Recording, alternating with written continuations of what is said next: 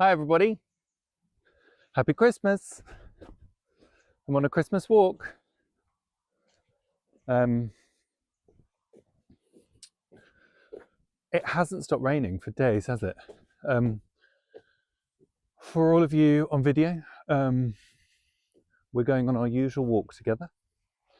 For all of you on audio, you're missing what is actually a very beautiful, I was going to say sunset, it's 11 a.m. I'm recording this.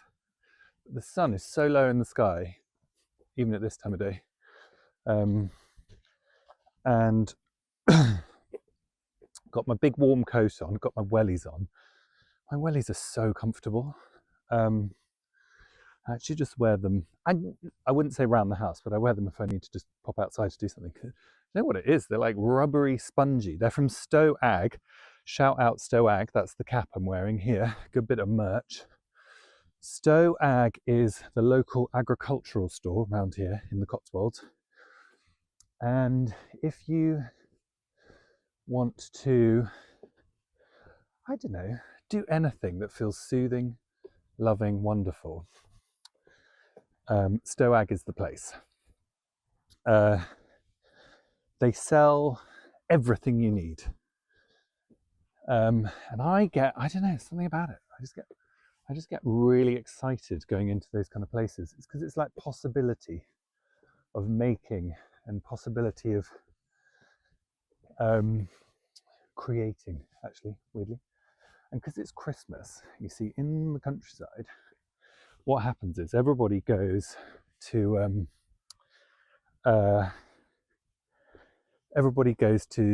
back to their parents and stuff, I find. So all the villages, like where we live, get really busy. You see all new walkers and stuff.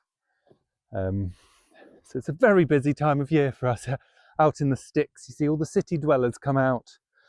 And yeah, so that's all rather exciting. I'm going to do a big berry walk, and I should have done it today. Look, beautiful tree with berries on. That's what I'm going to do today. I'm going to berry up the house. William, husband, is home. He's been away with work. So he and I are... So I'm talking to you, I'm recording this on Monday. It's going out on Tuesday. So tomorrow is Christmas Eve. For when you're listening, it'll be Christmas Eve tomorrow. I want to know how all your Christmas plans are going, everybody. Hello at homosapienspodcast.com, at Homo Sapiens on Instagram. Tomorrow, Thursday, is our Christmas special with Yotam Ottolenghi, chef.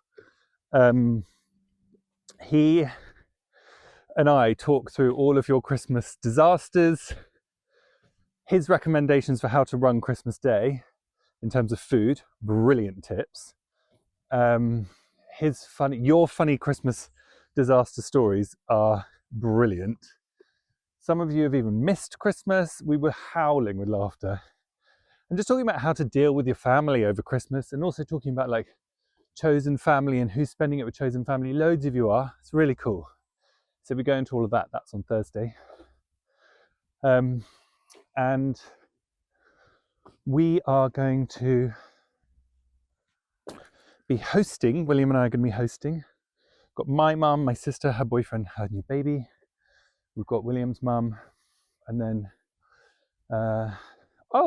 actually, my friend Nikki Haslam, who was one of the earliest episodes of this podcast, he's going to come for a drink on Christmas Day.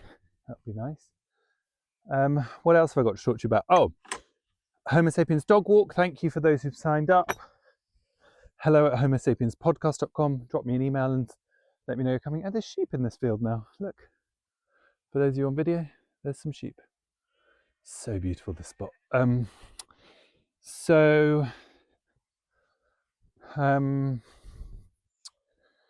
the 21st, it's the 31st of January, Saturday, 1 p.m, Regent's Park. Come on down, people.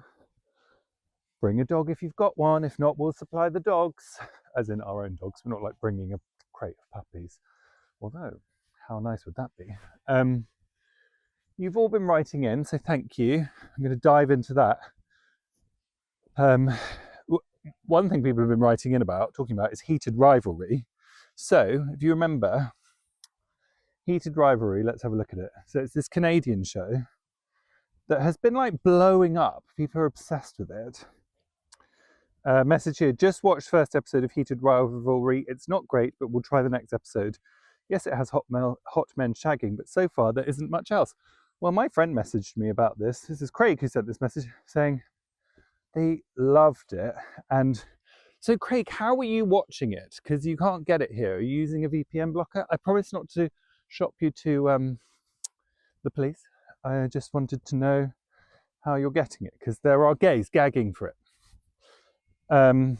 Last week, so last Thursday, today's Tuesday, we did our episode with Charlie Craggs. And as expected, pausing, spotted great bush for berries. Log.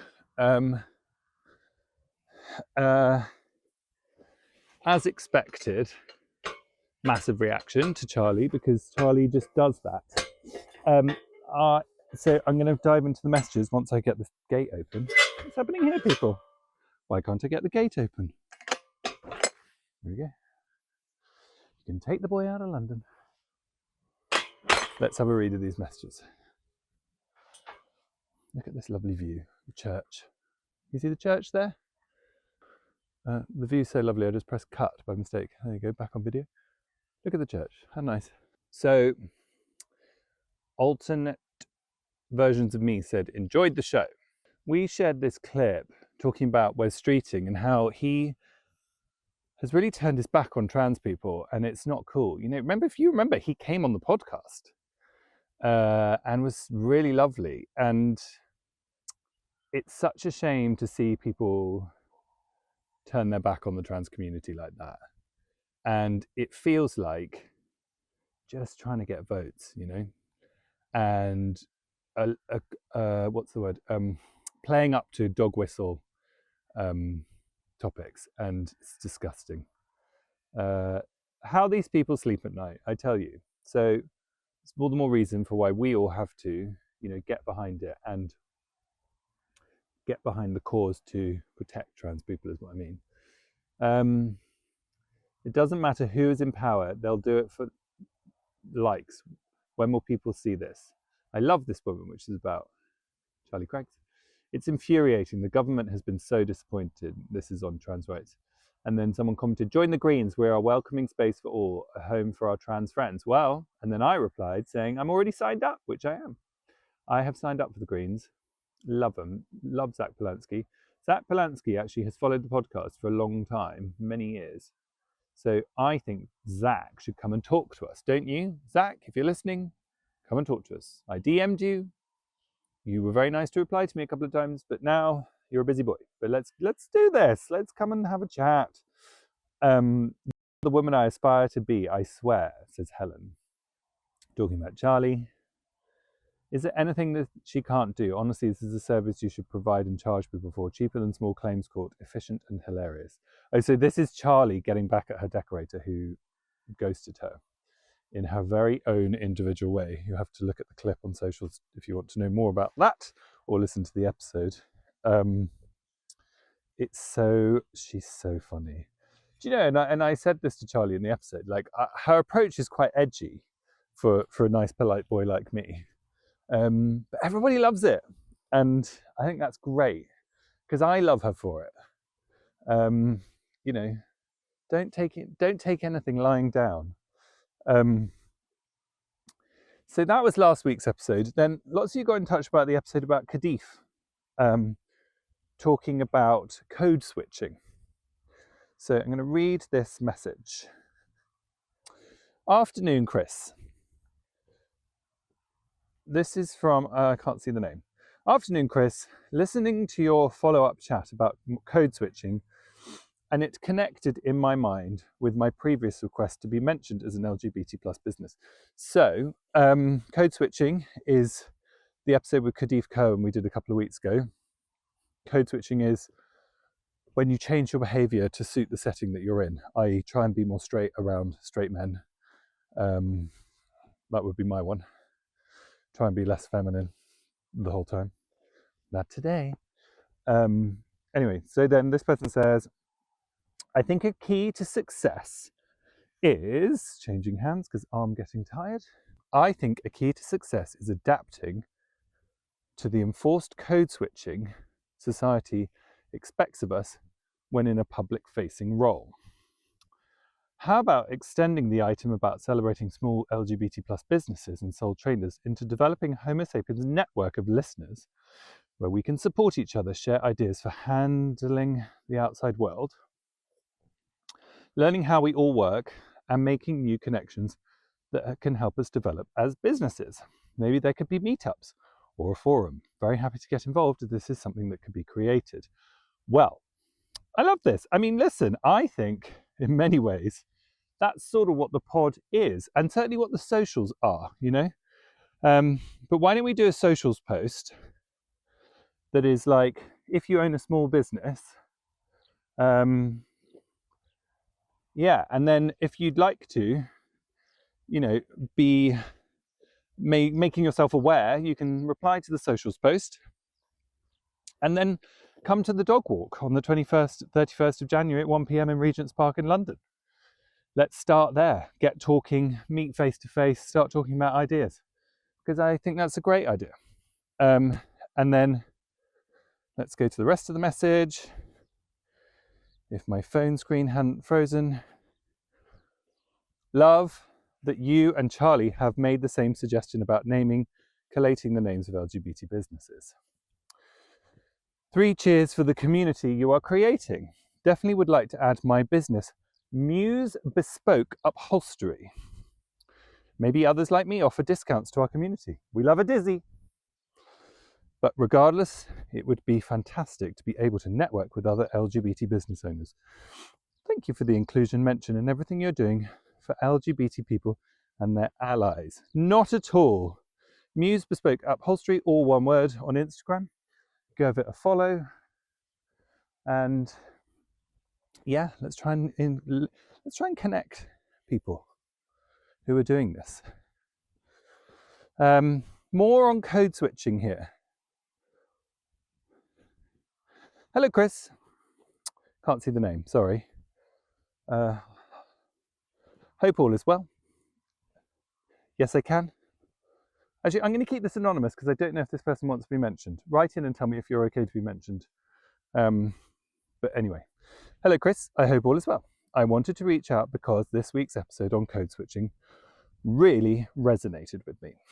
I did not fully understand the term until I heard it explained on the pod, and it helped me make sense of something I have experienced most of my life. That's amazing. It's one of those things where, isn't it, where you hear it, you understand, someone tells you about it, and then you're like, oh, because it's by nature private, isn't it? This is me talking now, by the way, not the email. It's by nature something you do internally, so it's very unlikely that it's going to come up in conversation, you know? It's sort of thing that weirdly, the only time you're aware of it is like when you're on holiday with your parents in like a country and you don't speak the language of the country you're in, and they would sort of put on, I'm talking about the 80s here, so this is not saying this is right, I'm just reporting what happened. You know, they would sort of slightly adapt into a slightly Spanish accent if you're on holiday in Spain when asking for something in really broad English, rather than just trying to learn a few words. Ludicrous, but that's code switching, you know. But that's the only time I remember we used to take our piss out of our parents for doing it. Anyway, back to the email. As a South Asian gay man, a former teacher of 15 years, someone who lived in Dubai and has often been expected to adjust himself to suit cultural, family and professional environments, I realise I have been code switching continuously. It has shaped how I present. Sorry, nearly dropping the phone here. There we go. It has shaped how I present myself, how I protect myself, and at times how I survive. The episode gave language to feelings I have carried for years. It gave clarity to why I often feel exhausted and unsure of who I am when I'm not adjusting to others. Thank you for saying that bit about being exhausted. because it is exhausting, because you feel like you've got one foot, I always feel like you've got one foot on the land and one foot on a boat and they're moving apart. Like, it's a balancing act, it's a juggling act, and it's tiring. Anyway, back to the email. I have recently stepped away from the teaching and begun doing the inner work to rebuild myself, and hearing this conversation arrive at exactly the right moment. Thank you for creating work that does not just entertain, but, and then after but it's cut off, I'm afraid. So you're about to say something lovely there, and I'm afraid it's cut off on the message. So apologies for that. More on code switching. Thank you for that lovely email, and thank you for sharing that, because it sounds like you're doing some big work. I know who this listener is, and you actually wrote in, I think when you first ever came out, during one of the very early seasons of the podcast.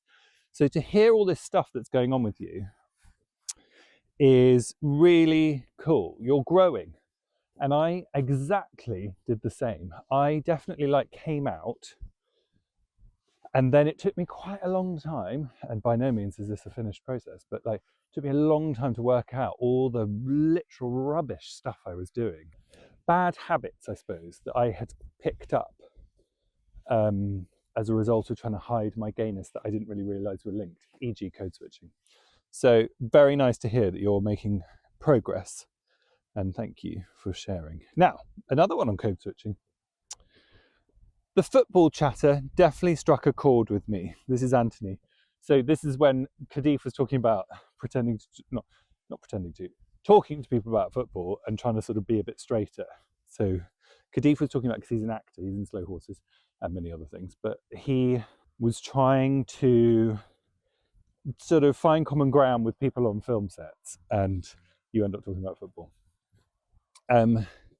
Back to Anthony's email. When I was a child, I was good with facts, and as such was able to assimilate into football player talk, by reeling off the names of players, teams, etc. As I got older, I moved away from football, but started realizing how so many of my straight peers act the part. Oh, I love this, Anthony. Yes, I think I know where you're headed with this. I've had deep, meaningful conversations with some of these people, rarely, if ever, talking about sport. Then I'll see them see another straight guy, and they immediately resort to, you see the match. You see the match, ? It's so performative, and I want to always chime in and say, it's okay, you can talk about something else. You won't lose man points if you do. So here's the thing, right, which I absolutely know exactly what you mean. And you're reminding me of yesterday, a couple of days ago, I was sitting on the train with two 18-year-old boys, maybe 17, 16, who were obviously friends, and they were talking on the train, which is always a bit like you sort of feel like everyone can hear your conversation, or maybe that's just me. They were straight, as far as I know. They were talking about girls, so let's say they were straight. But when you're talking to Anthony about how men say to each other, did you see the match? I sort of couldn't help but notice how anxious straight men are, and obviously I'm generalizing, but about conversation. They do seem quite anxious, and that's why they do that, because I think they're sort of taught not to display any kind of vulnerability, and actually the great conversations come from vulnerability. And I'm not saying, sitting on the train you have to be talking about your feelings and pouring your heart out all the time, but and what I actually think, Anthony, is really interesting is that you can go, oh, therefore you shouldn't talk about that stuff. But I have actually, in later life, i.e. now, I'm not that old, but I have learned the incredible usefulness of it. Like, people who say they hate small talk really annoy me nowadays, when I used to sort of get it. Because actually what you're doing, small talk, I'm trying to open another gate, can't do it. Oh, there we go. Actually, small talk should be considered how to regulate the room. That's what I think. How do you get everyone just into something they know how to answer while they're settling themselves, trying to suss you out, trying to work out how they feel? Because I think people are incredibly anxious all the time. I think people get really nervous in lots of situations that we all think no one in the room is nervous. And I think they are. That's my theory. And I think that's what small talk is for. And I also think that's what football is for. So if that gets them over the line, then cool. Also, I do find it funny because I think that I can't help but have like a deep conversation. Not deep, but I can't talk about. I'm actually really good at talking shit as well. Probably noticed that, but what I'm trying to say is I've had loads of deep conversations with straight boys, and they love it. And then you see them turn around, exactly as you said, Anthony, and it all gets into like boysy stuff. And actually, it's funny because I can't do that bit. You know what I mean? Like I'm saying they can't do our deep stuff unless it's sort of in a slightly private way. But then I can't do the boysy stuff. But when you go, I went to an all boys school, and you are sort of educated on how to do it a bit. Like you kind of learn to just never be serious, and that's very male, I would say. Yeah, it's interesting, isn't it? We have I found a very funny thing on socials I wanted to read you. So someone called Senthuran Raj shared this thing. Social media has some great gems of holiday advice. My younger brother is trans. My parents have been horrendous at dead naming and misgendering him. At Thanksgiving, I used an air horn to correct them. I fixed a 2-3 year long problem in 2 seconds. 10 out of 10 would recommend this training method. So anyone who's got an air horn and a trans family member who's struggling with the pronouns, oh look, as I've walked, these sheep have come all the way up to me here. Get that air horn out, people. Now, everyone, I want you to write to hello@homosapienspodcast.com. Tell us if you're going to come to the dog walk. 31st, keep saying 21st, 31st of January, Saturday, 1 p.m, Regent's Park. If you're coming, write and let us know. Let us know if you're bringing a dog. We love a dog. And the person, Balamite, that's the username. I can't see your name. Please come. Let's talk about this network. And thank you all for listening. Have really good Christmases. I need you to write in and tell us all about how your Christmases went. 2 days' time, we've got Yotam Ottolenghi for the Christmas special, talking about so many funny stories from you guys. And I hope you have a good one, because I won't speak to you till Christmas Day now. So sending you all loads of Christmas love, and I will be reporting on my own Christmas very soon after the event. Lots of love, listeners. Bye now.